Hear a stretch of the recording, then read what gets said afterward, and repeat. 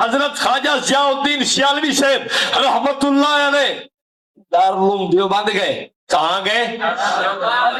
محدث کبیر امام العصر محدث شہیر سید انور شاہ صاحب کشمیری رحمت اللہ علیہ وہاں شیخ الحدیث ہیں. حضرت نے مدرسہ میں چھٹی کروا کے گیٹ پہ آ کے خواجہ صاحب کا استقبال کیا. خواجہ صاحب کو لے گئے, لے جا کے اپنی مسند حدیث پہ بٹھانے لگے. خواجہ صاحب فرمانے لگے نہ شاہ جی نہ, آپ عالم ہیں, میں خاکسار اس مسند کے لائق نہیں ہوں. کوئی علامہ کے ساتھ زبان دراز کرے تو سمجھ لے کہ حرف کس پہ آئے گا؟ خواجہ صاحب پہ آئے گا. چلو میں اس بات کو نہیں چھیڑتا, میں آگے چلتا ہوں. حضرت علامہ انور شاہ کشمیری رحمت اللہ علیہ تشریف فرما ہے, پیچھے آپ بیٹھ کے.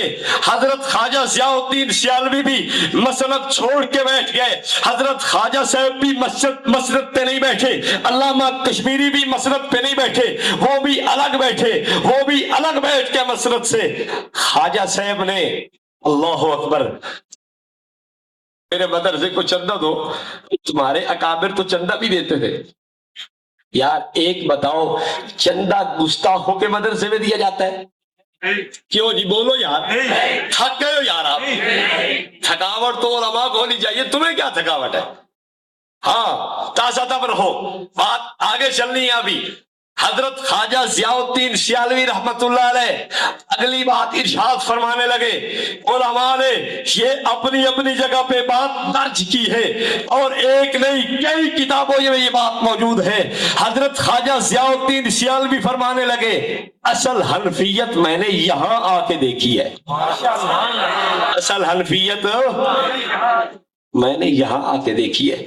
آگے چلو, آگے چلو.